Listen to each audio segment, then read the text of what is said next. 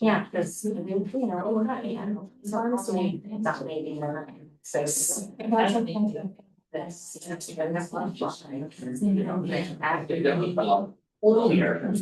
Parents bad help, but I did take us, you know, that I have a line, like, so something on it, so they should out your hose, garden hose.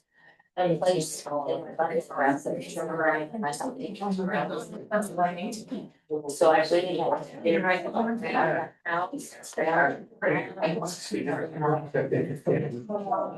I mean, so I sprayed off every place that it's had. I consider it have to go this. So it's like, so I think I go. What's the real thing? I think it's pretty.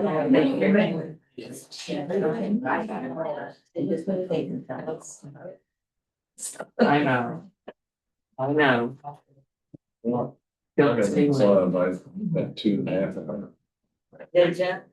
Yeah, well, yeah, you're pretty sure. Everybody's out of Owen. Well, you have to when it's dry and. Can sit by me. Oh, you want to go? No, you can take mine in next. They just let. It's like dancing in the morning. Here. I thought her name was Chris. I think that they screw you off.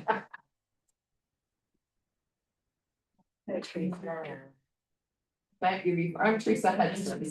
I work at the hospital. I have for years, and I know I've met you before. Yeah. I'm not good with names, remind me. We don't know where. Yeah, I got this guy. He's one of the senior around here. Thanks for that. And he also works on us. Oh, great. And my hubby. People there. Yeah, and of course, Ken is.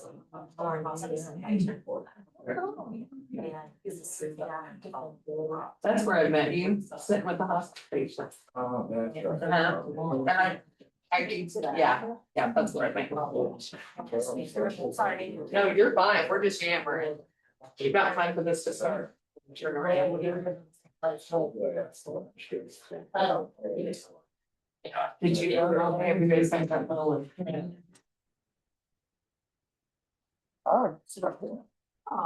Very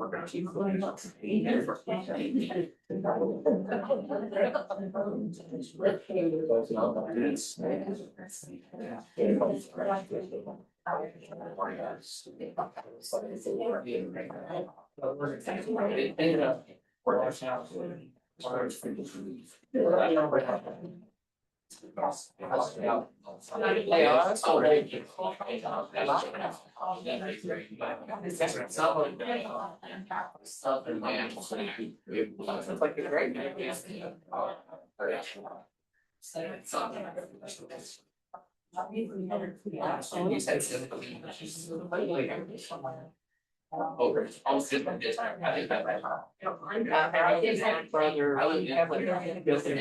Right now, I have his friends.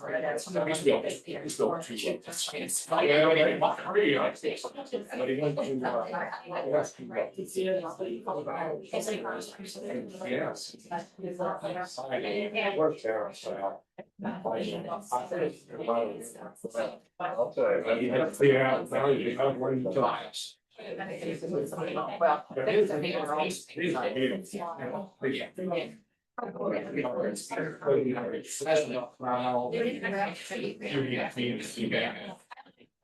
yeah, we were.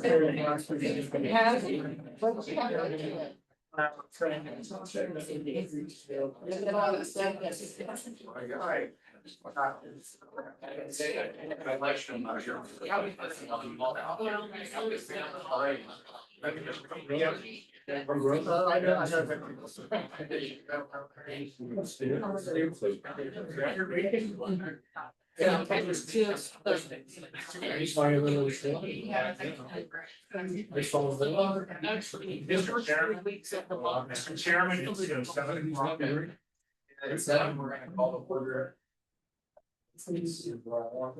the June 18th meeting of the Planning Commission of Dickinson County. We'll start with roll call. Commissioner Volkman, Here. Commissioner Hedstrom, absent. Commissioner Fink, absent. Commissioner Barrett, Here. Commissioner Schneider, here. Commissioner Wolf, here. Commissioner Griffiths. Here. Let's move on to approval of the minutes. Is there any alteration being added to last month's minutes? I'd like to make a motion that the minutes be approved as written. Second. It's been moved to approve the minutes as written. Is there any, all in favor, raise your right hand. Opposed, same sign. Motion passed. And I would like to ask for a motion moving on to new business to take our number 5 old business and move it to number 4, so we can do that immediately after our presenter presents his presentation. Is that what you? That's correct. Okay. Yeah. I move that we address old business before First. new business. Yes, I'll second. It's been moved and seconded to address old business before new business. All in favor, please raise your right hand. All opposed, same sign. Motion passed. So we will start with old business, which is text 2602, consideration of the feasibility of a potential amendment to Article 21 of the zoning regulations to address data centers as a conditional use. At the November Planning Commission meeting, staff indicated that an all-inclusive resolution amending Article 21, establishing provisions for any facility producing or relying on electrical power derived from alternative energy sources may be possible. Due to the increasing publicity and multiple counties currently investigating amendments to their regulations, the county commission is directing the planning commission to initially consider the possibility of an amendment to Article 21 involving data centers. The county commission has stated they would like both data centers and battery energy storage systems to be considered apart from the discussion on the alternative energy. Battery energy storage would be considered at a later date. So staff has included information for the commission to consider assisting in determining what, if any, provisions for data centers could be included in the zoning regulations. At the May hearing, it was expressed by the commission that guest speakers familiar with data centers should be invited to give the commission additional perspective on what data centers are and what the issues around them are. The commission also mentioned Virginia as a source of information, since data centers are quite prolific in that state. Staff has invited Chris Lloyd with McGuire Woods, a Virginia-based consulting group, to present information the commission and the public may find helpful on this matter. Staff has also included the draft language proposed at the January commission meeting, which the commission may modify should you direct staff to compose a resolution. There is also a short form or abridged version, which may reflect the permitting realities of potential applicants from that industry. Please note that this evening will be for planning commission to consider all the information presented and possibly direct staff on whether or not to compose a draft resolution.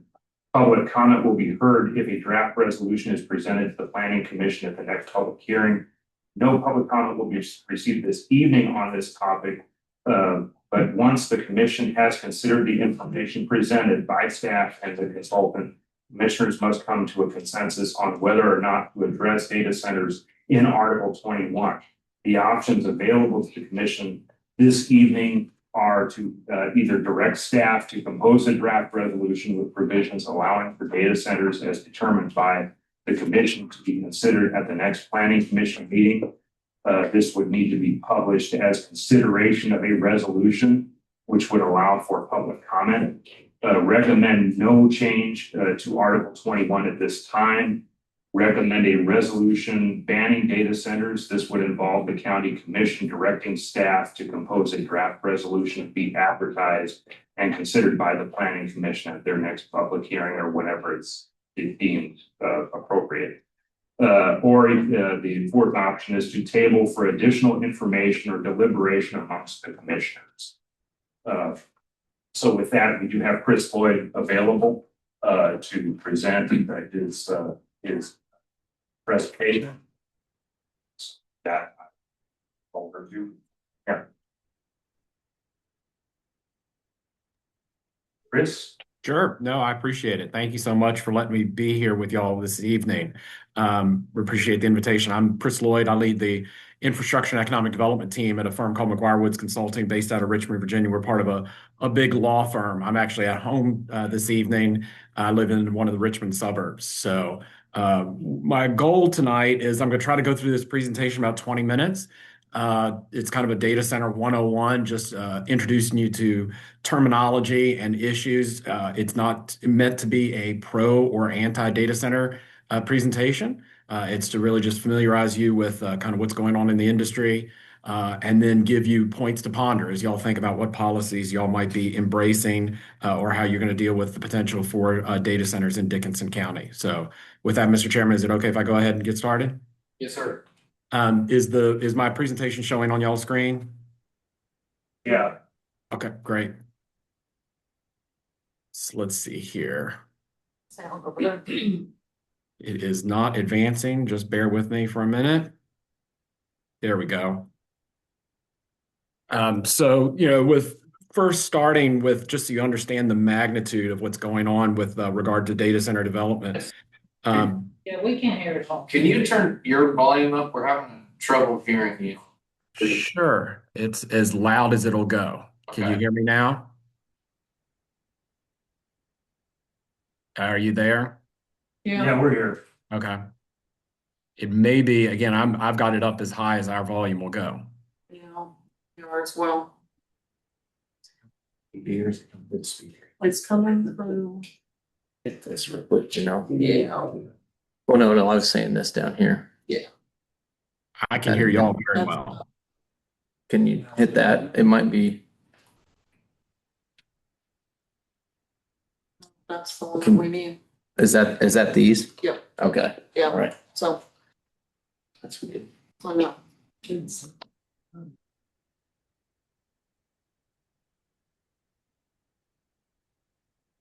Chris, you can go. We'll just have to listen with our. Okay, I'm sorry. I'll try to speak loudly if that helps. So just so you understand the magnitude of the amount of money that's being spent on data centers in the worldwide right now. This is a study that was done by the consulting firm McKinsey, came out a couple months ago. And if you notice, they've got three scenarios for potential data center growth globally. The continued momentum projection is that $5 trillion, $5.2 trillion will be spent globally between now and 2030 on data center development all around the world. So, and of course, you've got a higher end and a low end scenario. But again, we're still talking trillions of dollars that would be spent. To put that in perspective, the Wall Street Journal did this analysis of data center spending relative to the size of the economy. And I thought this is very instructive. When you look at how much was spent on the Apollo space program, it was 0.2% of the GDP at the time in the 60s when the Apollo program was going, whereas data centers are now representing just by the big four, Meta, Amazon, Microsoft, and Alphabet represent 2% of GDP. So again, the amount of spending that's going on data centers is fairly transformational. And in fact, most analysis say that but for the spending on data centers right now, the U.S. would be in deep recession. So that again is not meant to be commentary. It's just talking about the amount of money that's flowing around. So what's driving data center growth? We all are. These companies are responding to demand. That demand is showing up. Average home has 16 connected devices. You think about your Ring doorbell, your refrigerator, your sound bar, your computer, your phones, and all. That's what's driving this demand. If you're downloading Netflix, you see I've got the statistic here that 203 million hours of Netflix are downloaded every day. We've all got smartphones. We're using Ways. Most of us are banking online. We're doing travel online. And that's what's really driving a lot of this growth is customer demand. And we're just starting to scratch the surface of that. You're starting to see a lot of automation happening in factories, whether it's warehouse and distribution facilities, food manufacturing. That's going to require a lot of computing power. When you have autonomous vehicles that are driven, without a driver, that's going to require a lot of computing power. So again, a significant amount of customer demand that's driving the need for more data centers. This is a map of the US that shows you where data centers are concentrated. As you see now, why I was asked to be here. I'm in Virginia. We've got the greatest concentration of data centers at 736 in this country. They've been active in Virginia for 30 years. As I always joke that after Al Gore invented the internet, they set up a big node for the internet just outside of Washington, and that's where the industry really started to develop. And now you're seeing that growth, and it's going all across the state. You're seeing other big centers of data center growth in Ohio, Illinois, Georgia, and Texas. You see that Kansas does not have many yet, but I think that's going to start changing or could change soon. You look at the concentration of data centers in Kansas. As you see, it's mostly concentrated towards the Kansas City and metro area. You've got a few in Wichita, so not many yet. I'll come back to why that's been the case later in the presentation. What is inside a data center? Honestly, it's not very exciting. It's lots of wires and beeping and blinking lights and machines. It's a series of racks with servers on them that are storing data or processing data. This is what it looks like inside the box. And it just takes people to maintain and fix these systems and the systems to support them, which I'll talk about later. There are three, so now I'll walk through the kind of terminology you're going to hear when you talk about data centers. There's kind of three types of data centers. There's the cloud data centers or the storage ones. So that's for those of you who use, store pictures of your kids or grandkids online or music or anything that's being, probably the county's land records and all are being stored on these big computers. So essentially, your laptop or your computer reaches out to this data center where the information is being held. It retrieves that information and pulls it back to you. So they're just big warehouses for data is what they are. So again, those are usually referred to as cloud data centers. The next type of data centers are enterprise data centers. So those are the ones that are processing your financial transactions. So when you use your Visa or MasterCard or your debit card, or you're making travel arrangements or banking arrangements, that's going through a very ultra secure facility. This is actually Visa's principal data center in Virginia, which runs most of their national transaction network. They're very secure. They're a little bit smaller, but they rely on very fast transactions. So a lot of fiber that feeds these facilities. Again, they're ultra secure because of the sensitive nature of what they're dealing with. And then the third type of data centers are the AI data centers. And so those are big thinking operations. So, instructions come into them, people make a query online, and the computers then process the information, pull the information, and spit back to you a response. So that's where you're seeing a lot of the growth in data centers right now, although not exclusively. Again, the more stuff that we're moving to the cloud with our financial transactions, movies, films, and again, enterprise growth, you're seeing growth in all types of data centers. As you start to then talk about the types of data center developers, you're going to hear three terms tossed around. The first is hyperscalers. So the hyperscalers are the big ones. So that's Google, AWS, which is Amazon Web Services, Meta, which is the old Facebook, Microsoft, Oracle, and OpenAI. So they're the big players in this industry right now, and they're the ones that are spending the most money to develop these facilities all across the country. The next group of developers you're going to hear are the co-locators.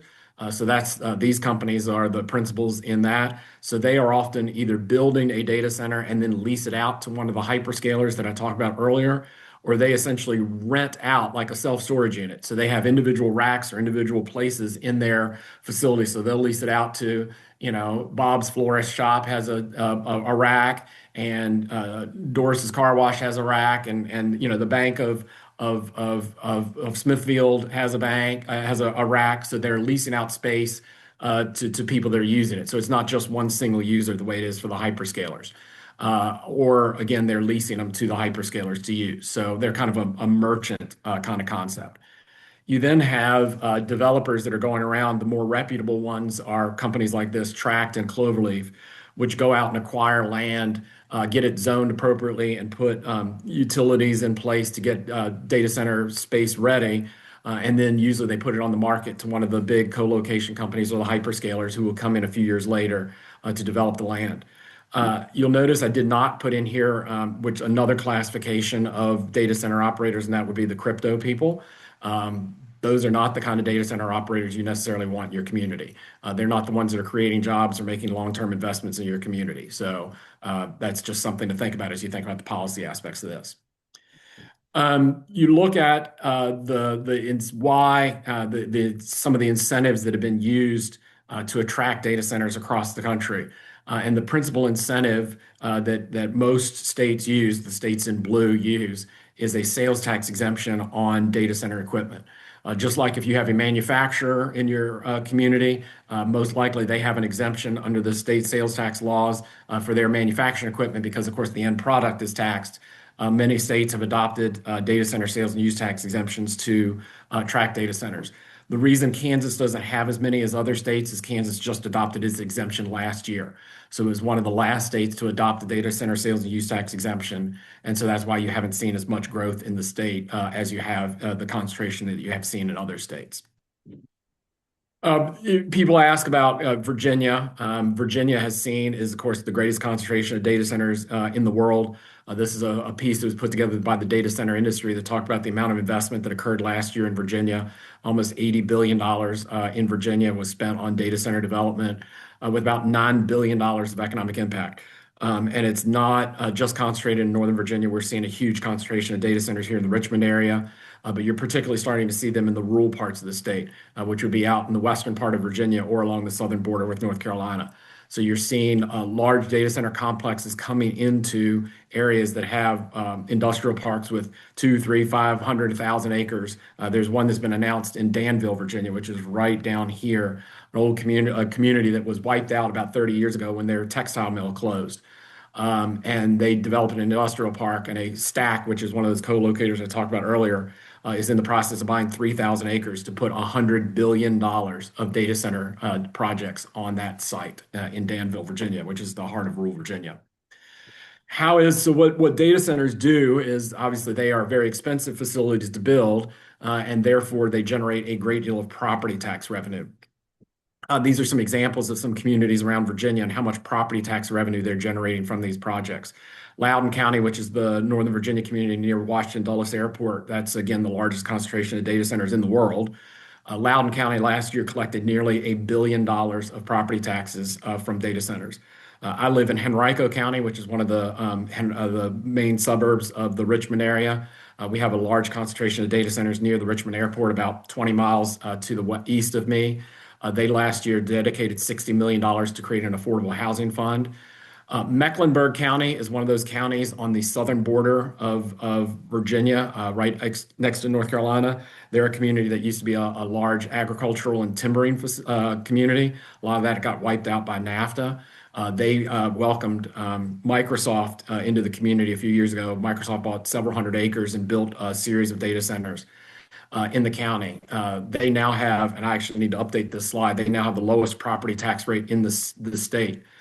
They're actually 31 cents per hundred. The way Virginia property tax law works is we have a unified property tax structure, meaning we do not have a separate school tax or a county property taxes. You pay one property tax in Virginia, and then this board of supervisors splits it up. So 31 cents per $100 of assessed value is the lowest value in Virginia. And it's subsidized by the data center industry, and they've rebuilt their entire school system. This is a relatively rural community. Most of their school buildings were built in the 40s and 50s, and they've rebuilt with cash in the past few years their entire school system, a new high school, new middle school, and 3 new elementary schools. They also have moved from volunteer fire and rescue to a fully paid and professional fire and rescue system, as well as enhance other community services because of the data centers. Prince William County, which is again one of those Northern Virginia communities, they're generating almost $300 million a year, which has allowed them to lower their real and personal property tax rates. And then Louisa County, which is a very rural community where I grew up between Richmond and Charlottesville, we have something in Virginia called the car tax, which is an annual tax you pay, a personal property tax on your car. They're in the process of lowering their car tax, in fact, probably going to eliminate it in the next few years because of the revenue that they're generating from data centers. So if data centers are generating all this revenue and they're so important to the modern infrastructure in America, why do people hate them? And the reason people hate them is because this is their image of data centers. This is in Chantilly, Virginia, which is again in Northern Virginia. Loudoun County, which is where this is located, land for data centers there is going for $4 million an acre. And so the data center industry is they're going in and just buying 10, 20 acres, and they're putting land, and the county was allowing by right development in commercial industrial zones. So you didn't have to have a conditional use permit or a special use permit. So if you had an industrial site right next to a housing development, boom, the data center went in. This is one of the older data centers. It's a winter night. You can tell the snow piled back here, but they got a lot of light, some noise with them. They're secured facilities. And if you were living right next to one, you'd probably be upset too. This is not the model that most companies are developing data centers with anymore. Usually they've learned the lesson. This was just bad planning on all fronts.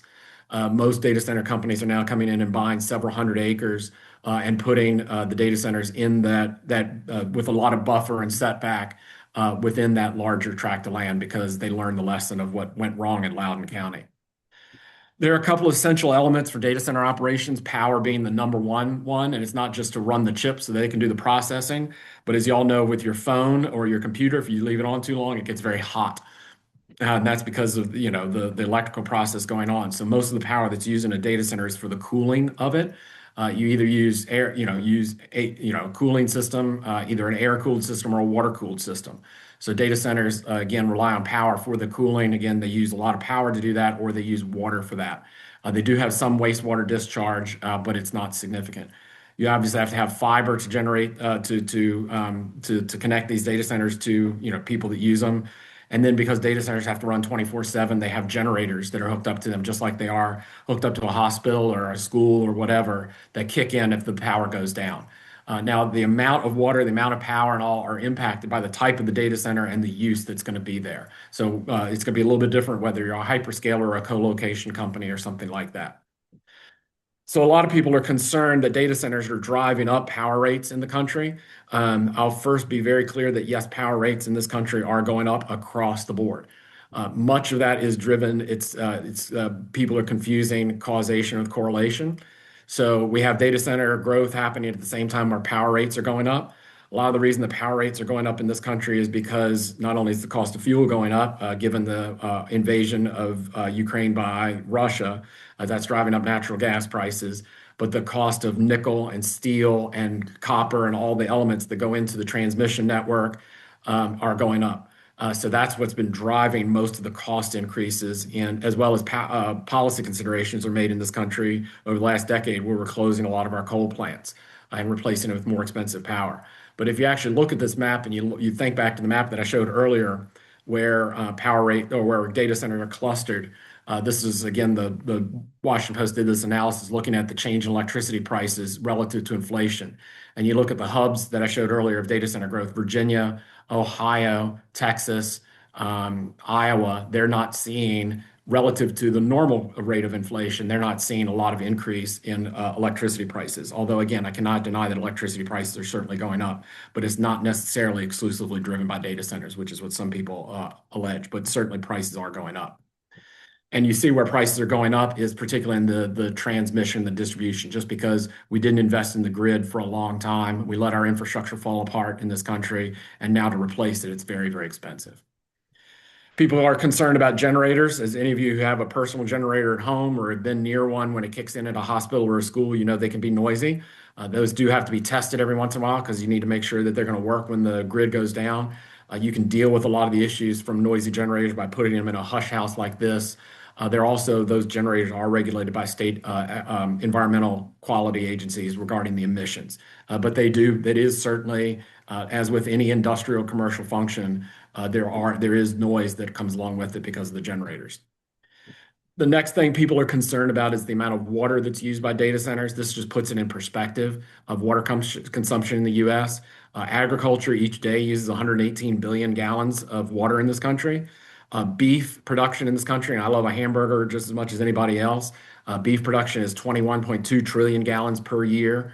is used for beef production. Golf courses take 547 billion gallons just to irrigate golf courses around the country, whereas data centers take 17 billion gallons of water every year, and soft drink production takes almost 12 billion gallons. So yes, 17 billion gallons of water is a lot of water.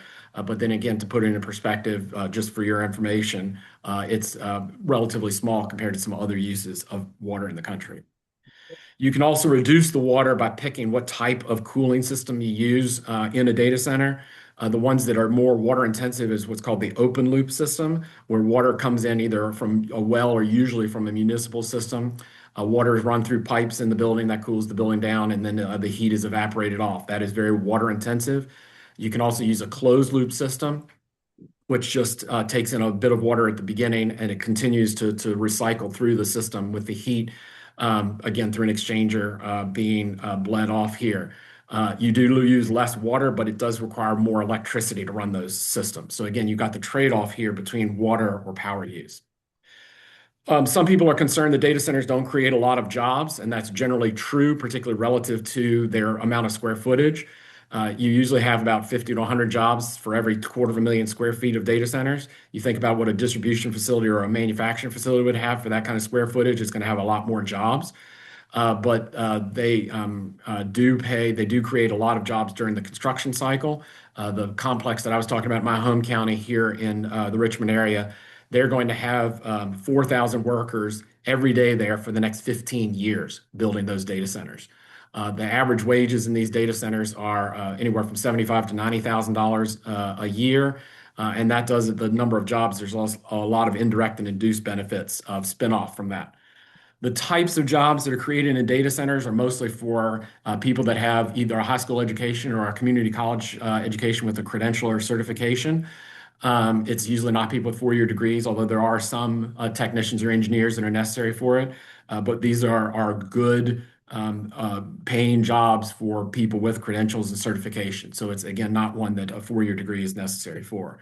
And what you see, this is a study that came out of a think tank in Washington recently, actually a left-leaning one, the Brookings Institution, said that when a data center comes into a community, you see other types of growth in private employment from construction and the professional services and other sectors, essentially because it's a validator of the economic conditions of a county. I will be very clear that data centers are the hottest political issue in this country right now. And it's becoming very political. This was actually out of Oklahoma. This is a guy who has a sign up. He's opposing data center rezoning because he says here, you see, Jesus was born on ag land. Last time I read the Gospel of Luke, Jesus was born in the little town of Bethlehem. But people are using this they're worried about the destruction of ag land for data center development. Data centers are becoming increasingly politicized. This is polling that was done here in Virginia, where they compared the polling that was done 3 years ago to most recently. And you're seeing that the support for data centers has just completely flipped within the past 3 years. And a lot of it is for those reasons that I outlined earlier, is concerns about power rates, water consumption, and other issues. When they ask people, well, what are some of the positive impacts you see from data centers? Usually when they're looked at in a community, most people do believe that they support funding for county government. It's not a majority, but a plurality. They do believe they're generally good for the economy. But where people are concerned is impacts on the environment. People do fear that they are causing property tax rates to go up, even though the evidence is that that's not the case. People are very concerned about utility bills going up, but people do agree that they create jobs. You also have a political element to this, as it happens in most things in our country right now. This is the Politico did a poll back in the early spring that asked people what they thought about data centers. And they broke people into whether you're a Harris voter or a Trump voter in 2024. And they first asked, well, how do you feel about data centers? And Harris voters were 49% like data centers, and Trump voters 61%. They then re-asked the question and said, well, what if you knew Donald Trump likes data centers? And you see the Harris vote, the support went down to 28%. You even lost some support among Trump voters when they were told that Donald Trump likes data centers. So again, just the political aspect that's associated with this. You are starting to see some concerns or some allegations that some of the opposition to data centers is being funded by foreign actors. Any of you who watch Shark Tank, you're certainly familiar with Kevin O'Leary, Mr. Wonderful. This was an interview that he did recently on the news where he talked about some of the opponents to a project he's working in Utah, where he traced back the opposition group to a series of front organizations funded by the Chinese Communist Party. Now, let me be clear. There are people who do not like data centers who are not communists. I don't want to imply that at all. There are people that have very legitimate concerns, and that is the role of the governing body, is to take those concerns under consideration. But to be clear, there are people that are certainly actors in this that are in it for bad reasons. There are a lot of opposition groups. We're seeing it here in Virginia. We're obviously on the cutting edge of this. Environmental organizations, and organizations that are worried about or trying to promote concerns about the climate crisis, or trying to promote clean energy. They're opposed to data centers. You're seeing a number of groups making allegations regarding environmental justice concerns, trying to block data center development. You're also seeing a very interesting split in the organized labor movement. You're seeing the teachers union and other service-oriented unions saying that they're opposed to data centers, mostly because they don't like the economic development incentives that go along with it.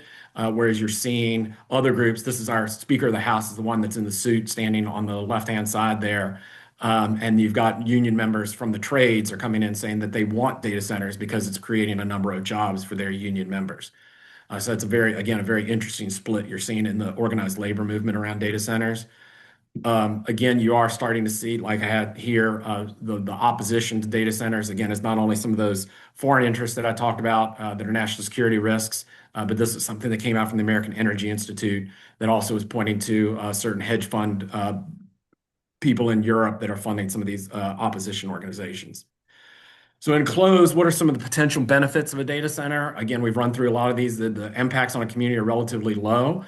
They don't create a lot of traffic, like a distribution facility or a manufacturing facility. They don't create much strain on schools, and there's very little demand for more housing. They do occupy very little land relative to their fiscal value and the taxes they generate for a community. They do allow for some of the cost of infrastructure, whether it's water or sewer, to be spread among a larger group of people, so that can put some downward pressure on rates. They do create high-paying jobs, again, a lot of property tax revenue. And then if you see a cluster of data centers, you'll then see suppliers starting to cluster around them. So that's some of that indirect benefit. But as with all things in life, there are trade-offs that come with data centers. And these are the issues that I would hope that y'all, as representatives of your community, would be thinking about. It seems like y'all are on the path to think about this. And that is, do you want, if you have land that is zoned industrial, do you want to preserve that land, industrial land, for warehouses or manufacturing or affordable housing or other things, or do you want data centers on it?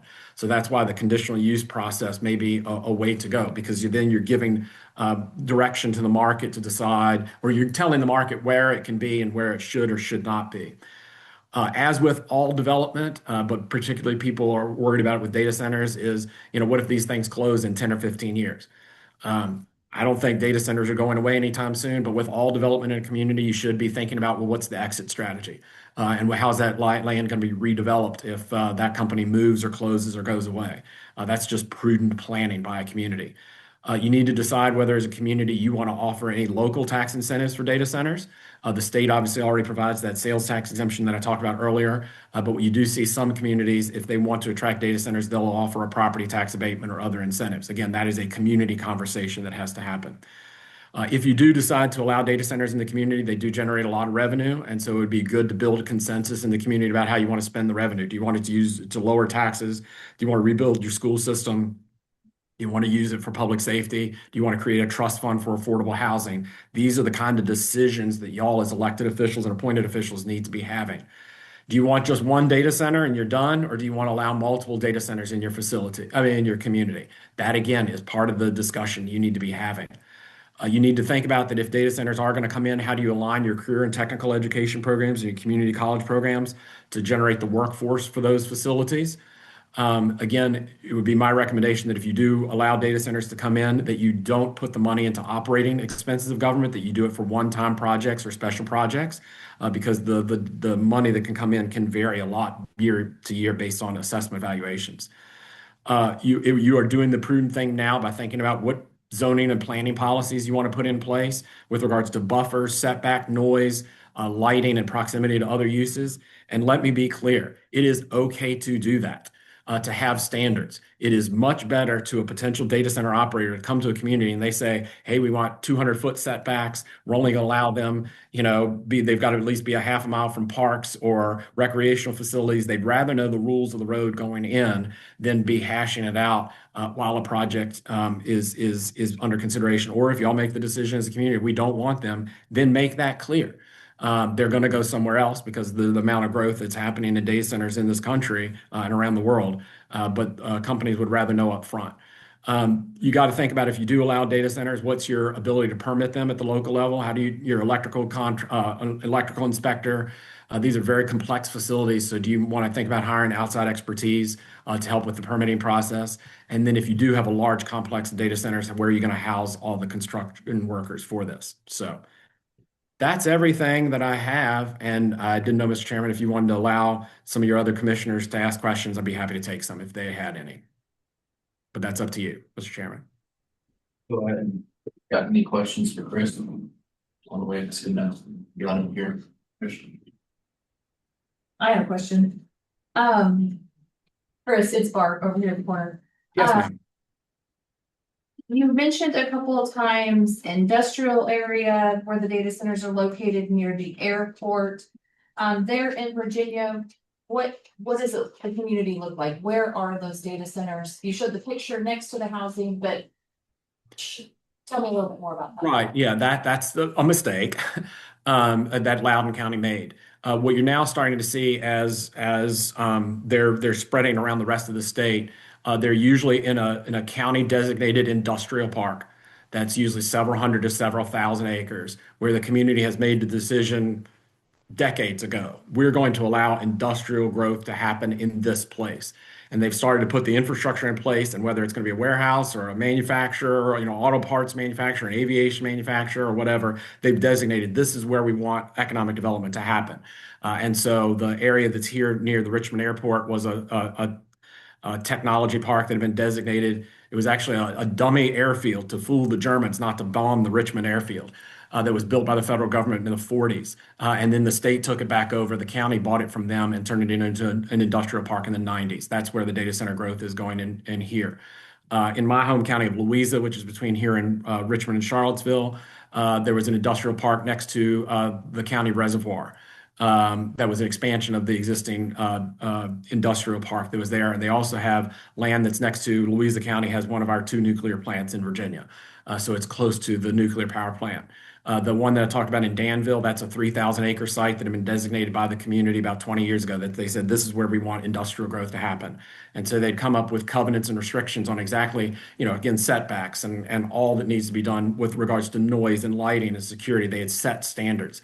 So again, what you're seeing is developments are going to large tracts of land away from housing, away from schools, away from recreational facilities, kind of isolated in a part of the county. You then wrap around it these standards, which are important to the community, and the community sets those standards. Does that make any sense? Yes, it does. Thank you. Yes, When you ma'am. talk about large tracts of land, you mentioned the 3,000 acres, $100 billion project. Of that 3,000 acres, how many would be covered by a roof? What are the setbacks on a project like that? Is it a mile? Is it a couple hundred feet? Right. Usually a standard that you're starting to see evolve, and again depends on, remember here in the East, we got a lot of water and we got a lot of hills. So, topography changes things. So, if you have a hilly site or a lot of trees, you don't need as much buffering because the natural landscape provides some buffering. So you will see buffers maybe of only 200 feet. Whereas if you have a facility that's in a less wooded area or a flatter area, you may see 500 feet as the buffer. If you start to get into 1,000 or 1,500 feet, you're so buffering the facility or the land that unless you have thousands of acres, it becomes impractical to put, because you've got such buffer, you've shrunk the size of the developable site so much. But again, you would develop those setbacks based again upon the natural topography, the lay of the land, the trees, the other buffers, what the other uses are that are surrounding it. The amount of square footage that is under roof for that one in Mecklenburg, near Danville, I think, and don't quote me on this, I'd have to look it back up. I think they're planning 30 buildings of 250,000 square feet each. So that's 7 million square feet of land or under roof. Divide that by 40,000 square feet per acre. You can do the calculation. Was that 280 acres under roof? I can't think that fast. That of the 3,000 that would be under roof.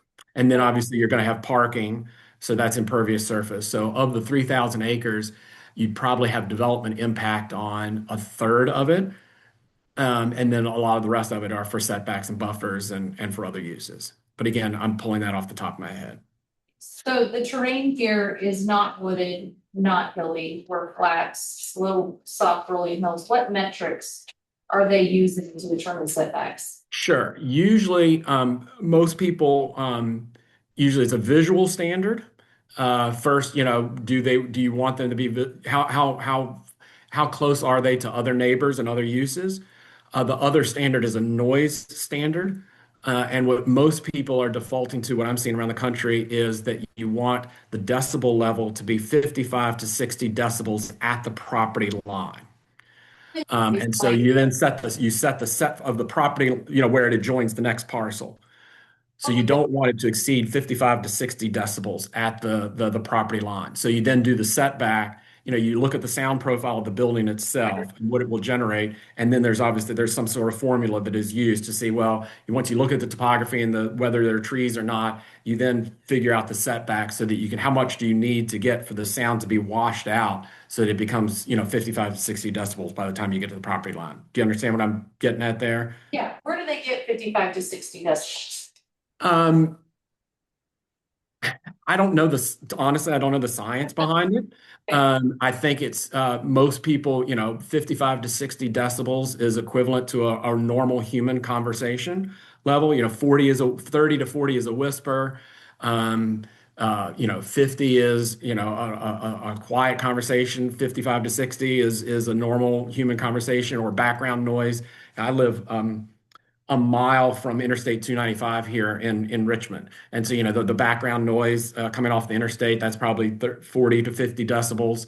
It's certainly a lot less than, a lawnmower, which is 100, 80 to 100 decibels or something like that. I think most people have come to the conclusion that something that's about conversation level at the property line. That's not at, your house line, but at the property line where the data center land ends and the next parcel begins. And of course, obviously sound, degrades as the further away that you get.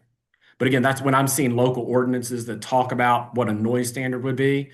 Most people settle on 55 to 60. And that's also a standard you'll use it for other industrial uses. So, a warehouse, will have that standard. Most industrial projects I deal with, if there's a noise ordinance, most people say that that's the standard they want to stick with. Do you know what the baseline decibel reading is in the area outside of an industrial zone, just in a residential area you're referring from? It's obviously going to vary based on topography, the adjoining uses. I honestly do not know. And have any of the regulations required a project not to go a certain amount above existing baseline? I have seen that on some projects, yes. I'm not saying it's prevalent, but I've certainly seen it. But again, you've also got, what's scientifically even achievable. If you're in the middle of a wheat field, where just the wind blows, your decibel level is probably fairly low. And so you got to understand that obviously these are commercial and industrial facilities. They are going to generate noise. It's just what level is acceptable. And again, that's part of the community conversation that has to happen. Have you seen any of these buildings become, I don't want to say dormant, but abandoned by their owner and then turned into something? Or do they just sit abandoned? I have not, because the data center industry is so busy right now. They can't build enough square footage. There's a joke going around that we'll just redevelop them all into pickleball courts. But they're really, to be honest, most of them, once you pull out the racks and servers that I showed earlier, they're just big warehouses. Obviously, they're not good cross-dock warehouses, but they're not, they're just tilt-up concrete structures that could probably be destroyed fairly easily. But I haven't seen, you'll see, well, let me take that back. The phone system, the old Bell system, had a lot of data centers. I mean, they were essentially switching yards. where telephone switches were held. And so you're starting to see some of those were starting to be converted to data centers. You're starting to see some of those being abandoned as we're moving towards, you don't need switching centers anymore. So they usually, they're old switching centers that had data implements in them. And, they're brick buildings of, 20, 30, 40,000 square feet. So they're relatively small and easy to take down.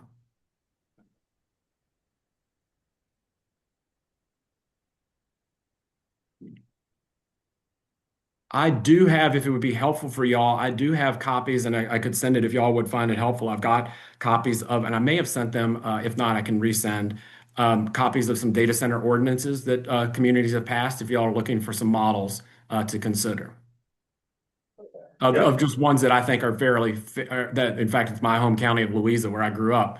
That I thought had they talked about a noise standard and a setback standard and where they would allow it and what they would do. If you just want to see a model, again, that's not to promote it, but just if you want to see some models and how you want to adapt it for what's right for Dickinson County, I'd be happy to share that. That would be great. Okay, I will do that as soon as I hang up. And can you distinguish a little bit more cloud versus enterprise versus AI? Is the area under a roof, do those vary? Energy use, I imagine, varies. Kind of what distinguishes one from the other? Sure. Usually the enterprise ones are going to be the smallest because, again, they're dealing with specific transactions, your Visa and MasterCard transactions. They're very secure and they're only used for one specific use. Whereas a cloud facility or AI facility is going to have multiple uses going on within that building, whether it's multiple tenants or multiple uses. So usually those cloud or AI facilities are a little bit bigger than enterprise data centers. Again, depending on what technology they use for cooling, whether they use an air-cooled system or a water-cooled system, and that even varies based on the developer. Google uses mostly air-cooled systems, whereas AWS uses a lot of water-cooled systems. They've just made these technology choices. So you are starting to see some communities in their ordinance say, we're only going to deal with you. For example, in Michigan, by state policy, any new data center cannot be on a well. It can only be tapped into a municipal system. That's a requirement if you're going to get the sales tax exemption in Michigan.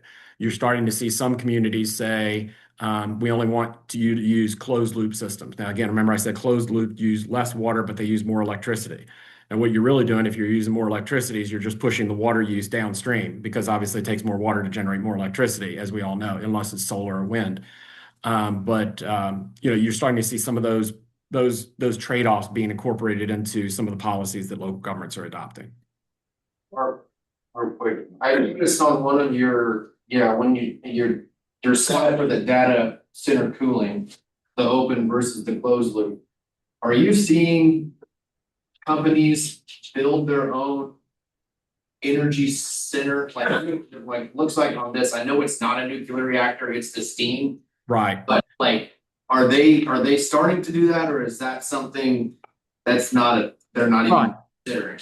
It varies literally state by state. So that's referred to as bring your own power, BYOP, or build your own power. And so it varies literally state by state based on the regulatory regime. So New Mexico passed microgrid legislation 2 years ago, and they allow, you either call it bring your own power or behind the meter. So they're allowing for self-generation on the site. Texas allows it as well. A lot of other states, Virginia, it's very, very rare here in Virginia, and it's very rare in a lot of other places because, you think, well, it makes a lot of sense. You build your own power, then you're guaranteed your power.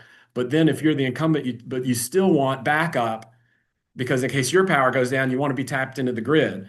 Well, then the power company, the electric utility, most of which is in this country are regulated monopolies, they're like, hey, wait a second, we're building all this infrastructure that may only be used 2 hours a year. And how are we going to be, we don't want to build all this infrastructure and bill our ratepayers for this, for all this infrastructure that we're building when it's only billed twice a year. So, there's a lot of regulatory issues that your Public Utilities Commission and other states are grappling with about the pros and cons of that. It is certainly something people are talking about a lot, but it's been slow to adoption because, again, of a lot of these issues. And then I guess I have one more question. I know technology changes within the blink of an eye right now. Are you seeing any improvements in cooling / energy consumption as we go? I'm not saying it's going to go down significantly because I know these places take a lot of power. But Right. our if we threw some sort of whatever we're gonna decide, and we're trying to take this into account in future years, I just would like to know that side. No, that's a great question. Power is the biggest expense of any data center. So obviously they have every incentive to reduce the amount of power that they're using. That's just business. Water is one of the next biggest costs if they're using a water cooled system. So they have every incentive to reduce the amount of water that's being used. The other question that is obviously chip technology is evolving. So you're able to do more processing within a smaller chip. You've also got the prospect of quantum computing, which is I can't even understand what that means, how something can exist and not exist at the same time. Just my head spins when I hear that. At the same time, though, so you've got, obviously everything you can do to reduce the amount of power and water that's going on in an individual facility, but you've got such an acceleration of the demand for data. Where do the lines intersect? And that's what nobody knows the answer to. Is again, you might on an individual facility be reducing the amount of power, reducing the amount of water, reducing the amount of space that's necessary. But if your demand for data and data storage is still continuing to increase at 20 or 30% a year, again, which one outraces the other? If I make any sense there, and nobody really knows. Chris, you talk about small, medium, large facilities. What is the measurement? Is there a certain acronym that you use for what's small, what's medium, what's large? Sure. Most people actually use it. They use it based on the amount of power consumption. So a small data center is going to probably be 5 to 10 megawatts or less. Okay. To put that in perspective, a typical Walmart supercenter consumes 1 megawatt of power. A medium-sized data center is going to probably be anywhere from 50 to 100 megawatts. A large data center is going to consume anywhere from 300, and it's usually not one individual facility, usually going to be in a campus, is going to be anywhere from 300 megawatts to a gigawatt of power. A typical nuclear power plant with 2 reactors creates 900 megawatts or almost a gigawatt of power. Those are kind of the categories that most people talk about. And obviously there are usually you're not going to see an individual building itself be much more. I mean, well, some of the cloud storage facilities might be 1 million square feet, but you start to lose some efficiencies the bigger you get. So usually you see them building after building after building of about 250,000 square feet, and it's just how many of them are you going to fit on a complex, and that's then the power consumption that they use is what's determining that size. If that's helpful. Yes, thank you. Yes, sir. And you mentioned crypto mining or crypto earlier. You mentioned it might be negative based on lack of jobs. How Right. would you distinguish crypto from any of the other types? Sure. And it's not because I'm anti-crypto. Please don't take it that way, but just to understand the economic impact of those. Crypto miners are there, they set up a data center to run the algorithm to mine Bitcoin. They're just running a machine. And so usually those are modular units often. They don't require a lot of maintenance. Those people are very, very price sensitive. And they're modular units. The racks, they usually don't build a building. They'll come in. I mean, I've literally seen crypto data centers, which are a series of shipping containers with servers in them, and they plug them in. And as soon as they find that the power rate goes down 1/100% in the next community, they pick up those boxes and move them. And so I'm not saying that crypto is bad. I'm just saying that they don't have the long-term fiscal benefit or the long-term job creation benefit that you would see in the other types of data centers that I talked about earlier. So again, that's not to say, again, that crypto is bad, but just from an economic perspective and from a regulatory perspective, there's a lot of issues that come with them. What about e-waste? How much e-waste is generated by an average data center? Sure. Obviously, it's going to depend on the size and scale, but data centers, they usually swap out their equipment anywhere from 4 to 6 years because it becomes obsolete that fast. there are obviously, you have to be very sensitive about what happens to e-waste. And obviously there are a number of companies that have, now, pick up that e-waste and ship it off and take it apart. It's obviously not being dumped in your local landfill. But yeah, it gets replaced very, very quickly.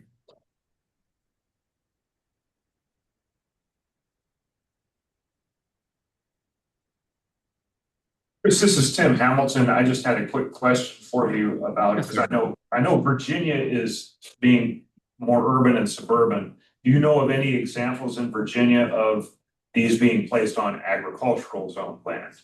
I do. The Microsoft one that I talked about earlier is in Mecklenburg County.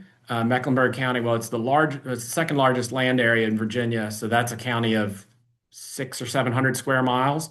Mostly a rural agricultural community, and that land was rural. It's actually served by a local co-op, is the power provider there, Southside Electric Co-op. Um, that was ag land that was rezoned for this. The sites in my home county of Louisa County, when I was growing up in Louisa County, we had 19,000 people in the whole county with one stoplight in the whole county. All the land that AWS bought there was what had, well, most of it was zoned agricultural and was rezoned. Most of it was not in agricultural use, most of it was in forest. In Mecklenburg County, that land was agriculturally used. That's the part of the tobacco belt in Virginia. So a lot of land was in tobacco cultivation. The Berry Hill site, which is the Danville site, was agricultural use until it was rezoned for the industrial park. So there's a lot of rural parts of Virginia, and you're starting to see that land in certain instances. Now, again, the challenge that comes with agricultural land, usually you're only seeing it converted to industrial, is if utilities are close by. If you have agricultural land without power for miles away, and by power I mean not just a regular line that comes in your house. I mean high voltage transmission lines, and you got to obviously get water or sewer to them. You are starting to see some of that land, which is agricultural land that is proximate to utilities. That makes it more likely that it could be converted. But if you have agricultural land that's far from those utilities, then it's highly unlikely because of the cost to develop the infrastructure that it would convert. You're saying it was agricultural land, but it was rezoned, Yes, It- ma'am. really allowing data center as an approved use on ag land. Well, what they would do is they would rezone it to commercial or re- industrial. Wasn't zoned ag and They was zoned ag and they either convert the ag, convert the zoning to commercial or industrial, or the ordinance, and I'm going to send y'all later today, is a tech zone overlay. So the underlying zoning remains agricultural, but then they overlay on top of it a tech zone, so that it specifically outlines what uses are permitted on that within that district or within that overlay. I think I have one more question. You had a slide that referenced Loudoun County, $895 million in property tax collected from data centers. What does that mean to an individual homeowner in the county? How would did it reduce it by a third, a half, 1%? What did Sure. that? So the property tax rate, and well, first and foremost, as we all know, every residence that gets built in a county is a net loser of revenue. That the amount of public services that a homeowner consumes far exceeds what they pay in taxes. But the property tax rate in Loudoun County before the boom in data centers was $1.14 per $100 of assessed value. It's now 81 cents per 80 and a half cents per $100 of assessed value. So they've seen about a 30 to 35% decrease in their property tax rate. And again, that money is not only did they decrease the property tax rate, but they've been able to build. Loudoun County is a county of 400,000 people in it. It's one of the fastest growing counties in America. They've been able to build their entire school system for the last 10 years without having to borrow any money for it. So they've reduced property tax rates and they've been building their school system out with cash. But again, that's a very large suburban, urbanish county in Northern Virginia. Whereas Mecklenburg County, a much more rural community, that's the one that has the one complex from Microsoft, and that's the one that has used the money for reducing their property tax rate to the lowest in the state, which is 31 cents per 100. They professionalized their fire and rescue system and rebuilt their entire school system with cash. And I think their property tax rate in Mecklenburg is down about 50%. Because I think Mecklenburg, they always used to have a low rate, but I think they were in the 50s or 60s per $100 of assessed value, and now they're at 31 cents. We've covered a lot of information. Thank you for the details tonight. Absolutely. Mr. Chairman, thank you for the time to be here, and I will send over that ordinance as soon as we hang up. And then if y'all ever have any more questions, feel free to reach out. Thank you. Thank you. Thank you. Thank you. Good luck with the community conversation about this. Thank Take you. care. Yes, sir.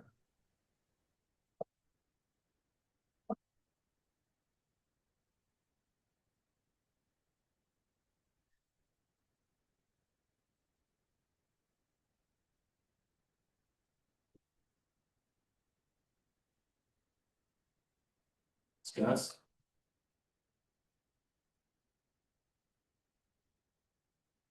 Any direction from staff?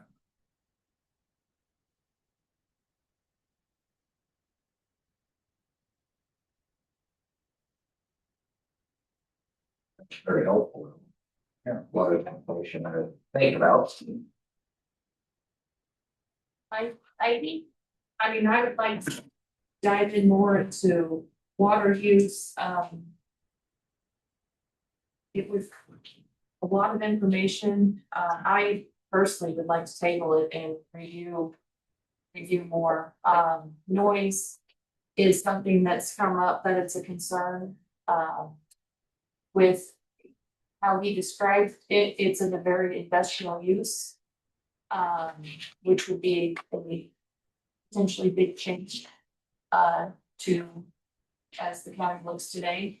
So I want to make sure setbacks, noise, water use are adequately addressed, and would like to hear some experts, particularly around the wastewater use, to be able to make a educated decision.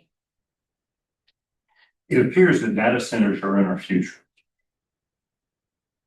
And I think it behooves us to be in front and try to manage that if there's one that comes our direction, that we do it appropriately, that it improves the quality of life in Dickinson County.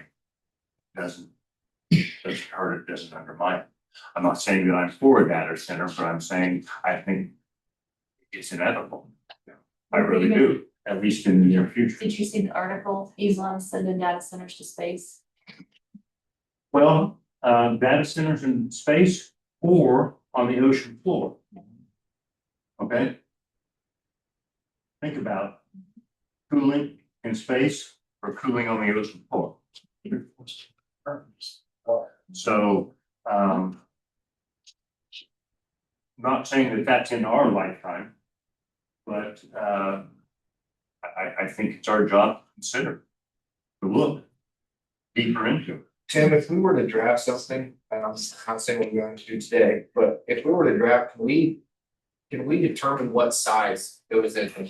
We don't want a hyperscale. Absolutely. Let's just say we want the small. Right. Absolutely. Yeah. And once you do that, then when you start putting those items together, then that can go in front of you. I'll put something together, then you would see it. I know you're not ready to do it tonight, no, but but I said, once we do, then that opens it up to public comment. Because I would also like to see the text that Chris is about to send us, because I think if we do go that direction, that those regulations and those text amendments they have would help us significantly decide what.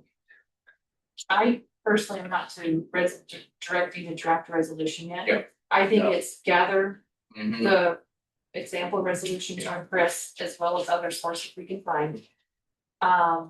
And then study the environmental impacts before we get to the drafting of the resolution. I don't know how expensive Chris was, but is there a possibility that we can have another presentation from someone different, Yeah. similar to him? We can try. Lori, please, this is not your meeting, okay? But yes, we will look for somebody for that and do that, so, yes. I would like to hear from an industrial hygienist. Their job is to predict positive and negative outcomes from an industrial use. Everything we talked about, sound, water, air, both for the people that work there, the people that live by the environment in general. So if we could find an industrial hygienist, that would be valuable actually. And Tim, if we don't do this we don't put a moratorium on this or anything, or I know there's nothing that's come in, because you said that there's no Right, there's CUP, nothing. but Nothing. we need to worry if this takes another 2 months or, I don't think so. okay, All right, not at all. Yeah, if it takes, like I say, if it takes a little bit, you're gonna wanna digest a lot of the information that like you just presented. Yeah. And some other things too that might come up. Yeah, so if however long it takes you guys, you know, and like I say, it's up to you. I guess I just don't want to get, yeah. I don't want to get pushed. Having to make quick decisions. Yeah, and I'm not saying we're getting pushed, I don't wanna have in 2 months. Cloverfield or whatever that one that builds the place is called. And I know you probably get these way in advance, but I don't want them to come in 2 months and we haven't made this draft or moratorium or Well, as a, ban. to give you perspective, I mean, the wind farm, there was going all the way back to 2014, I think that we were aware that someone was looking. Okay, So I can tell you now, there's no one looking. okay. Thank you. So then, are we simply giving staff direction for more information?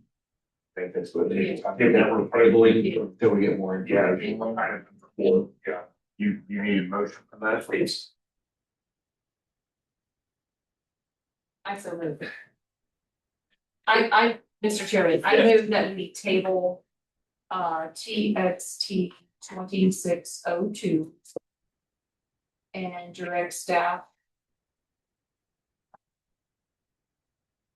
to provide additional resources.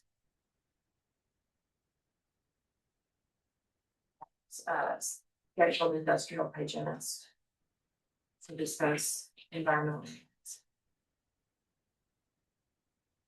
I'd like to second that.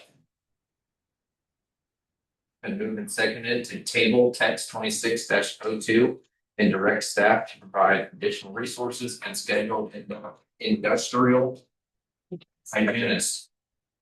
All in favor, please raise your right hand. All opposed, same sign. Motion passed. So now, we'll move on to the new business, which is the consideration of a time extension and modification to resolution number 060624, approving a moratorium on alternative energy sources currently not addressed in the zoning regulations due to expire on July 1st, 2026. And with this, I've given you an approved resolution, but the one I scanned to you did not give you the second page, so I gave you a standalone copy there. I apologize. The approved resolution establishing a 2-year moratorium on alternative energy projects scheduled to expire on July 1st. The Planning Commission may recommend an extension and or modification to current language to include data centers. The County Commission has recently indicated that there may be a separate moratorium on data centers to function as a strategic pause while the Planning Commission considers possible alternatives for that future. Staff is recommending approval of the moratorium on data centers to function as a pause while the Planning Commission considers options. Sorry, you said approval of the resolution for data centers? No, approval of a resolution on the moratorium.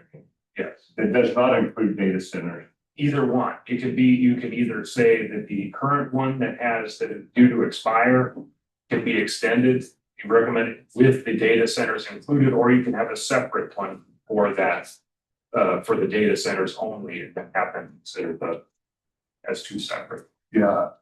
Are there any disadvantages to splitting out each type of alternate energy into its own moratorium? I don't know. It's some counties do it both ways.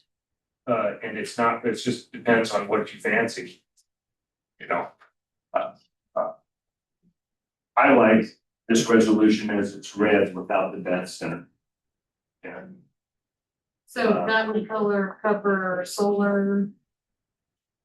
And others that are broad. hydrogen, and all that. And we can bring other in if we want more toward the data centers separate. After we get more information. After we get more information, right. I think they should be separate. I think solar should be separate from hydrogen, separate from nuclear, separate from data, separate from battery. They're all potentially high impact systems. Mhm. And I feel like you don't do it justice if you're trying to study 3 things or 5 things at once. Study one at a time. I don't disagree, but I would like to have a blanket on alternative for right now, so that we don't get pushed into a corner. Later, maybe we can separate those out. And that might be a question for council. How?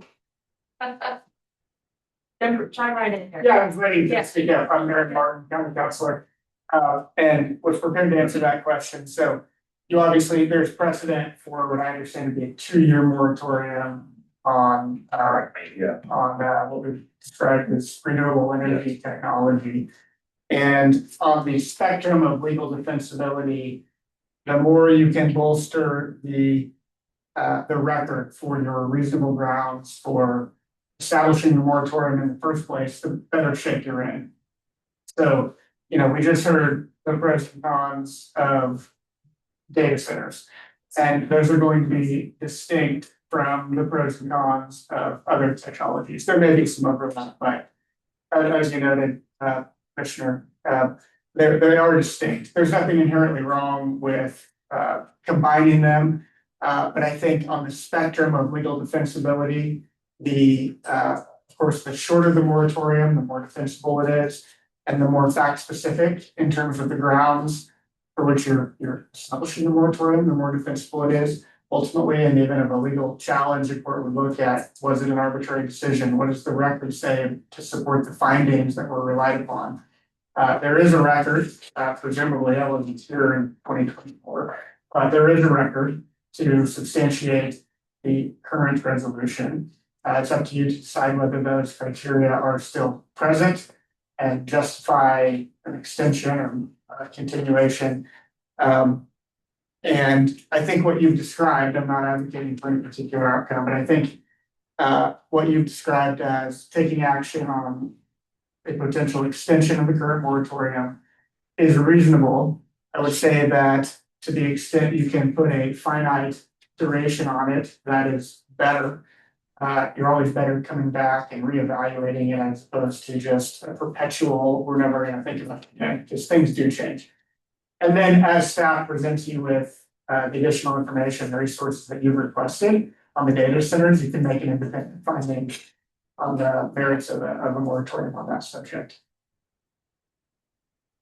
What would be a defensible reason?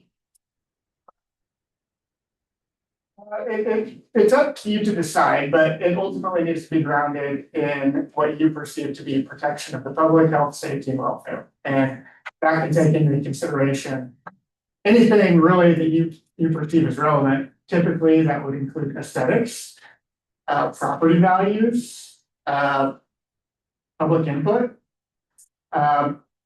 noise, anything that relates to those criteria that have been described as pros, cons. And if we're doing a moratorium, I think there is a public interest in getting it right. There is a permanency. As you noted, although technology changes, these are large buildings. So the public interest would be wanting to make sure we get it right based upon the potential adverse impact on aesthetics, property value, sound, welfare of the public in Dickinson County. And for me, we don't have enough information. I can't make a decision. So that's my principal argument is on alternate energy. So you would like to split data centers and then alternate energy? Well, this resolution does not contain data centers. Oh, no. So with this resolution, We're tabling the data centers to we get need more more data center. information before we decide if we want to make a moratorium. Right now, we're just talking about solar, wind, and whatever this covers other than data centers. Until we have more information for data centers. That's what I'm. This resolution as it's written.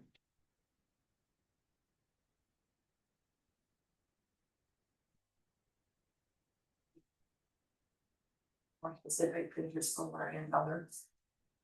Battery storage is with the data. The center. data centers, it's kind of, they're kind of, the county, based on kind of input that I've got, county commission kind of sees battery energy storage and the data centers as two separate entities from the alternative energy. So that would involve probably, when you look at moratorium on the data centers, then you would do a separate one or potentially combine that with the battery energy storage.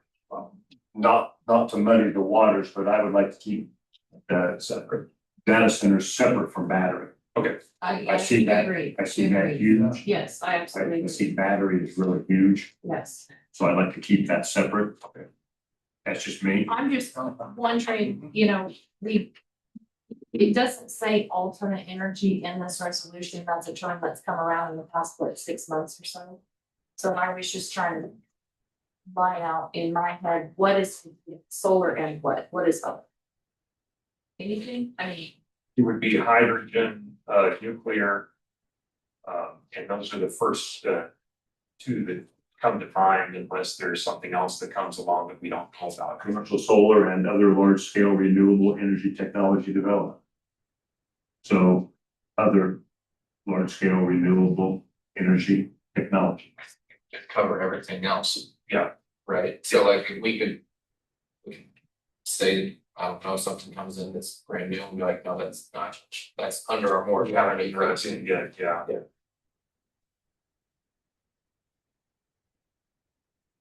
Maybe I'm being naive, but this is covering, I believe this covers everything except wind that we already have.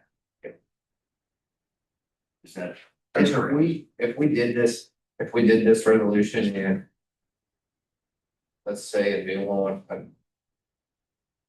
something starts where we have this going on, but then can you I don't want to say keep extending the moratorium, but if something new starts, a new renewable energy starts next year and our moratorium ends the next year, but we don't have that. Because I remember you saying you can't have a moratorium period, you have to have you have to either ban it or create regulations. I don't want something to start while we're in this moratorium. It's covered, but then we can't put a new moratorium on after that last year is gone through. Yeah. Does that make sense? I fall to the. Yeah, I don't know if that makes sense. There's no bright line rule as to how many moratoria, I think there's no bright line rule for how many you can have. So you could have 10 3-month moratoria. And ultimately what matters is, was it reasonable or was it arbitrary? And that is based on facts. The farther you go out in time, I think the more vulnerable it is. There is a Wabunsee County Supreme Court, or a Supreme Court case in Kansas, stemming from Wabunsee County, where Wabunsee County banned wind farms, I believe, and they did 5 separate moratoria, and then the 6th one was a permanent one. That was challenged. The Supreme Court upheld it based upon the record. And it was a solid record that was relied upon. It wasn't just show up one day and we decide this. It was substantiated with experts, lots of evidence. So I think the duration and the frequency or the number is really a function of what is the reasons for doing it, what's the record show. So I don't think you need to worry about running into a dead end. Okay. because this was made in 2024, and how many times has solar been on a zoning agenda, meeting agenda since 2024? Zero. So does that support the record? Do you have to keep it, show that you are researching that topic? It would be a favorable factor. Yeah. But we had a couple of guys come in and talk about solar. I remember having something like, I don't know where it's at right It now. wasn't in 2020. Well, it was, we had DS and they had their solar field on the property that they owned, it was a small, like 8 acre. So that, Right. that's the only one that I can remember. But we had someone come in and talk about them to us. Yeah, I remember that. So that's a sufficient record there, Aaron, having experts come periodically throughout the time with moratorium? That's a helpful fact. I don't want to speak to, it's just hard to say yes or no on these things. Is there anything else that can be done? I think the fact that well, these are distinct technologies, the fact that you are attempting to find a cohesive way to deal with all of them at the same time is helpful, and it lends itself towards we're looking at a solution to all these things. Some of them are interrelated, some of them are distinct. We recognize that. If we were to continue to go extend it and really not do much, sit idle and just rubber stamp a renewal, that's not a favorable fact if someone were to challenge it, Sure. admittedly, but I don't think we're there yet. Would it support the record if we updated our comprehensive plan and opened that for public input into what they want to see in the county? Very much so. Conformance with the comp plan is a very strong piece of the court's review of reasonableness. And to just to let you know, comprehensive plan, the way it's worded, it's very open-ended. It is not a policy document. It is in itself not policy. It is a policy enabling document. And so the policy that you would adopt, regardless, on any of these topics, is going to be found in the zoning regulations itself, and you can back it up with what's in the comprehensive plan. The comprehensive plan, though, the way it's worded, has to be open-ended. You can't just say, we're gonna ban data centers in the comprehensive plan because that's a policy. That needs to be in the zoning regulation. Right. So it's so you have to, you would have to word it in such a way that would be like, we find that this is, it's not in spirit or keeping in spirit with the comprehensive plan because of X, Y, and Z. And I and those would be pointed out, you would point those out in the comprehensive plan as to like whether it's preservation of ag land or whatever it is that you all. Part of the defense is the discussion we're having right now. That we are looking into, we're asking questions about what to do. I think that's part of the defense. I don't think maybe it would be bad if we don't have a CUP in a month, and I realize we don't want to come to every meeting if there's not a CUP, but we could have that time to discuss, or we have one CUP, maybe just for. We already 15 have minutes one next month, so. Yeah, so like next month, we have a little time. I realize we want to get home. But we could just talk about it, put that on the record, so at least it shows that it's on the record. Would that help, or is that just kind of? Yes. Okay. Yeah. Every day by itself, but I think just those things, those points matter. Yeah.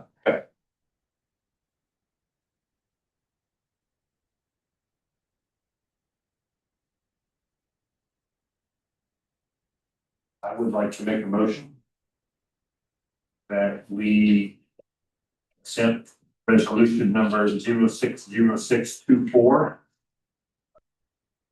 as written. You want to give it time? You want to extend it? Extend it. For how long? Yes, 2 years. Okay. I would like to extend that for 2 years. I think I would Moratorium. second it as it's written. As long as we, are able to keep. I guess everybody happy with like the court and being able to back up, but we've got to back up as long as it's written, the way it's written, as long as they're able to defend this. Do things like that, it's keeping it vague. I'm good for seconding that. For 2 years. It's been moved and seconded to accept resolution 060624 as written and extend for an extra 2 years. From July 1st. From July 1st. 2026. Amendment. Because this. Sorry. No, I was just gonna say, when you make your final vote. It's your call as to whether you want to open the public hearing on the moratorium this evening or when it would continue it until. For the public input. On moratorium. I'm okay with your. Yeah. I think we should. So you guys can make your, I didn't mean to interrupt your vote. Well, it's okay. Do we need to do that before we make this vote? You probably be here there, yeah, let's just let that. And the way that the public comment will work is we don't have the podiums.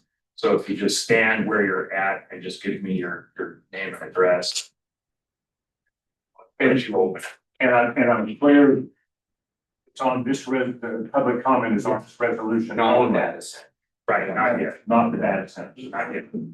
Okay, so before I open the for public comment, I need to read this. The public is invited to speak to the board during the public hearing portion of any item under discussion. Please raise your hand after being recognized, give your name and address, and proceed with your questions and comments. Shortly after the applicant presents their case, the planning commission may ask questions of the applicant. The board will discuss those answers. After the board rests, the chair will invite comments from interested persons for, against, or neutral. The board will conduct discussion and take action if possible. Citizens are asked to limit their remarks. Please do not repeat comments already made by previous speakers. Due to the time frame, please limit your remarks to clear and concise statement. The chairman may have to put a limit on the number of speakers. The board will attempt to be fair, flexible, and to ensure all those that are interested are heard. All zoning changes, conditional uses, and subdivision proposals will go from this board to the county commissioners with recommendation of approval or denial. All issues heard this evening will go to the county commission after the 14-day appeal period if applicable. Should you be interested in attending that meeting, please contact the zoning administrator or county clerk for the scheduled hearing date and time. If you wish to file a protest petition, please contact the zoning administrator for the forms needed. The zoning administrator will explain the petition process. Thank you for coming. Your input is always appreciated. And with that, I will open up public comment.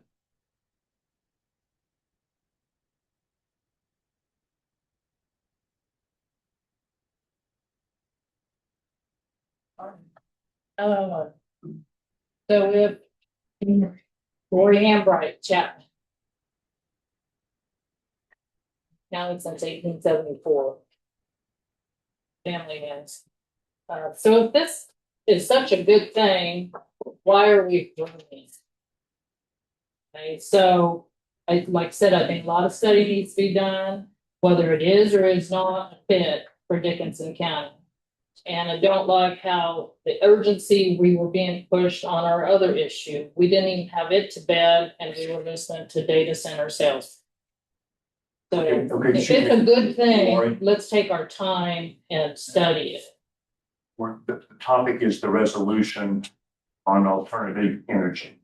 Okay, well, it's the same, my comment is, let's not get in a hurry about it. If we're gonna destroy, we're 455,000 acres of crop and pasture ground in this county.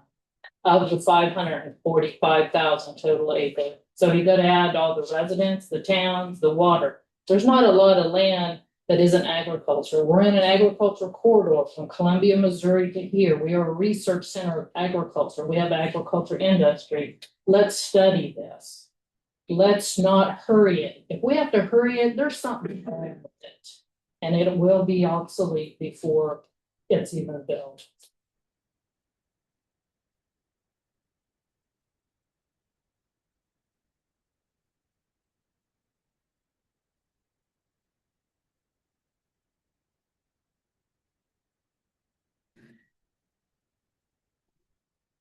Lindahl, Enterprise Kansas, and I am a relatively new resident back in the county. And I was not here in 2024 when it sounded like this moratorium was originally set. And I heard the urgency from council to make sure you're doing something and continuing the research. And so it sounds like this continuation of moratorium because you don't have enough information. And so what are you going to do to make sure that you're continuing to learn about alternative energies and that topic when we have this additional topic of the data centers? So I would just ask how you are continuing to gather information on that as well when you have this other issue at hand. I think we're relying a lot on staff. Yes. To research and to bring us information. Right, and what happens is that my opinion is, and I don't mean bringing other counties into this, but I'll give you an example. of what Saline County did. They did a moratorium for, I think it was like 3 years. And what they did is they wanted 1 year each for each use that they put the moratorium on. They did that to give the planning commission enough time to gather enough information. So like in this case, they were collecting data on just like we're doing tonight. They're talking about data centers there too in Saline County. So what they're going to do is, my feeling is this was just adopted. Their moratorium went into effect last month. We're thinking it's going to probably, their decision one way or the other is going to come within the next couple of months. So they give them a year each to, so we have more than enough time to cover this. I don't think it's going to take 6 months to even cover what we're wanting to do with the data centers. We'll have enough time to work on the other, when they can direct me to do whatever else. And also Alternative energy. do our own research at home. Like I've done some research on the data centers. And I have my opinions. I learned some new stuff tonight. And I think we're always going to learn new stuff on all of these new resources that keep coming out. So, I mean, it's just research is the key, and I'm going to try to do my best for this tonight as well.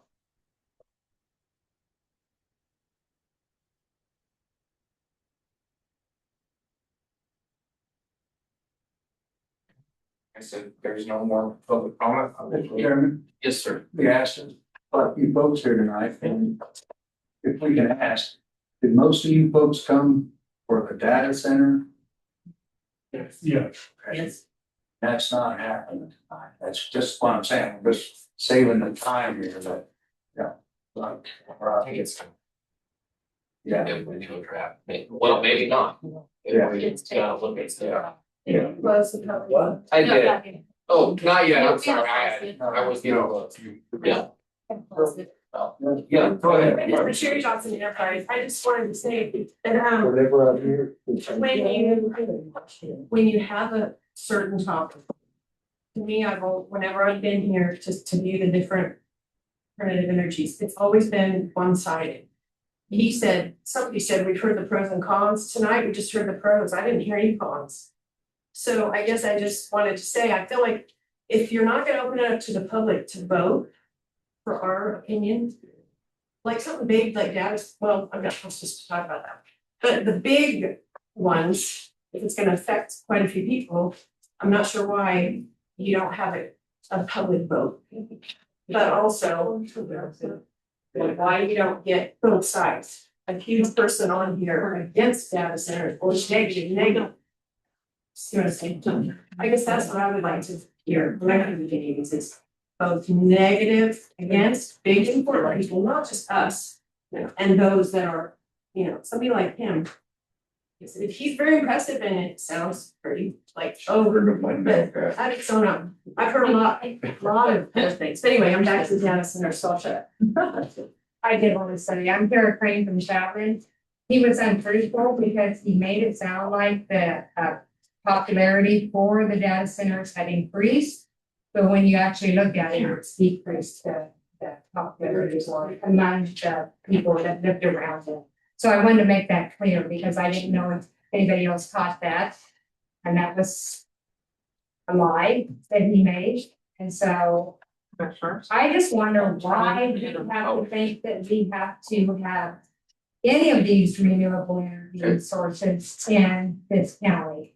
Why can't we find other resources, bring in companies? Why do we have to go down this avenue is what I'm asking. We've lived it how many years in this county without this? Why now suddenly is this the only income that we are going to try to bring in? Why can't we find other sources? Why does it have to be renewable? Sorry, I get really nervous talking about people. But I just think, why can't we just table this and look at other avenues that don't affect the public the way these do? So that's what I'm just saying.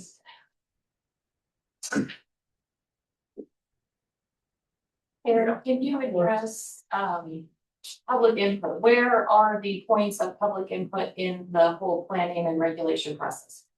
Sure, well, it's your meeting, so outside of a public hearing on an action you're considering taking, you're not required to allow public input. You certainly can, and if you do, you need to do it objectively and even-handed.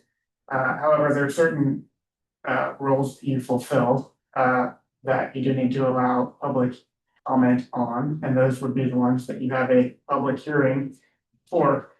So of course, any sort of zoning change or rezoning or text amendment to zoning regulations. We publish advance notice 21 days for the public on notice that you're going to be considering taking action on those items. And if we get to the meeting and you're planning to actually conduct a public hearing and potentially take action, eventually before you do take public action to make a recommendation to the county commission, you need to allow public comment. And just to let you know too, that it's published as like in this case, it's the case for the moratorium was published as a resolution. So it would be published like, whatever you do, it's either an application for something or a resolution for something. So that's. So I think where we have a little bit of disconnect, I understand your answer there. But when we get to the public hearing, the resolution's already been drafted. And so what I'm hearing is the public doesn't feel like they're being heard during the drafting of the resolution or beforehand. What you can do is the way that it works in some counties is that they will allow, they'll have staff draft it. They'll have the public comment on it. And then before they make a motion, they will either amend it or change their mind on that resolution. So that's how that works. So they would want public comment after, you'll review it, say, is okay, we're gonna open it up for public comment. Then they would, based on the public comment, you could direct staff to modify that resolution or change your mind on it altogether and say, we're not gonna. Is that at the direction of the chair or of the commission? It's at the chair's discretion. Is that what we just did with this? Yes. We just did Right, that. but what I'm hearing from the comments we're getting is where's the public input? So I just want to clarify where the touch points are. But you also have to remember, you were appointed by the Board of County Commissioners to do this work. Correct. And there is a process that we have to follow by law for the public hearing side of it. Yeah, So that's what we have to follow. No, I Yeah, don't disagree. yeah, and I understand, If county yes. commissioners are elected officials, then everybody has to vote. Right. So, Yeah. And it has already been cleared by the state. The state has told me during the wind farm situation that public comment can be received to me. They can send their public comments to me in writing, either email or written, and then that gets entered into the record when the chair opens the public hearing. So that you can still submit their comments and concerns and things to me, and those will be heard. It's just something in the process, going to be later in the process. and when does the commission see? Will you see the comment? You will see those comments, yes. Okay, as a packet, Yes, we did. That's what I did with the wind farm. but it's part of the public hearing. Yes, That's your saying. yes. Question, what I think Kara was trying to ask and what I asked. If we had a pro here, we need to get our side in, we shouldn't be able to be harmed with the taxpaying residents of this county. We need the other side. I know during one of the wind deals, we're directed to get the other side that had not gone well with wind, and you couldn't find anybody, and you brought in Mr. Mueller from Marion County, who is a pro wind. I'm just asking to have the same kind of We thing. had Diane Buck, I mean, she was very against. We had one. But we need to have the same representation, like this fellow, we need our side up here, that's all we're I asking. understand, I but think we- that's all we're asking. Lori, Yeah. we had one for each side during the wind farm. We've listened to two wind data or data center salesman. Okay. One in the county. Getting off. Chairman, we're not talking about this. Yes, sir. Chairman, question. We had a resolution on alternative energy. It has nothing to do with the, You're right. we need to keep on that topic, please, Yes, sir. The other with, side. with my amendment. Okay, you do have I got another one more comment here, comment. if it's alternative. And with that, with what you just said, my name is Horst Jenkins, Hope, Kansas. Exactly. What does alternate energy? Spell that out for me. What is that? Solar, let's go. Help me out. So when. Thank you very much. And exactly what is this resolution? Are we saying hold off? Yeah. 2 more Yes. years? It's a delay to get more information. Okay, I get it. Make sure I'm. It's a delay. Yeah. Good. Yeah, we're trying to be the temporary ones. That's what I was trying to say. Yeah. I would like a pause on it. We should have it.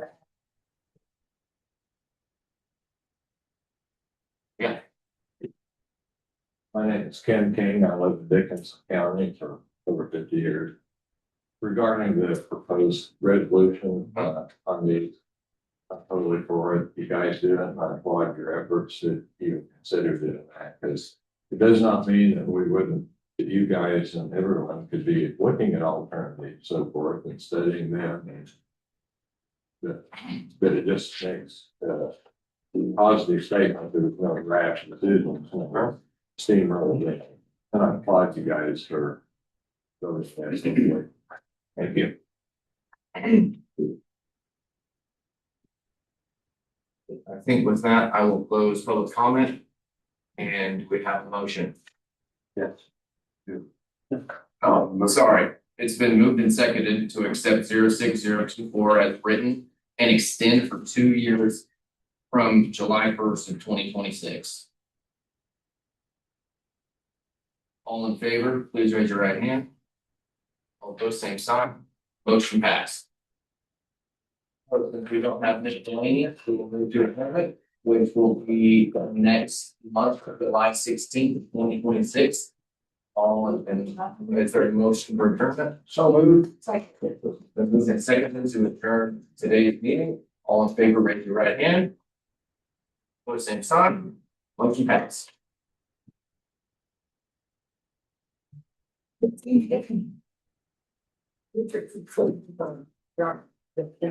Yeah.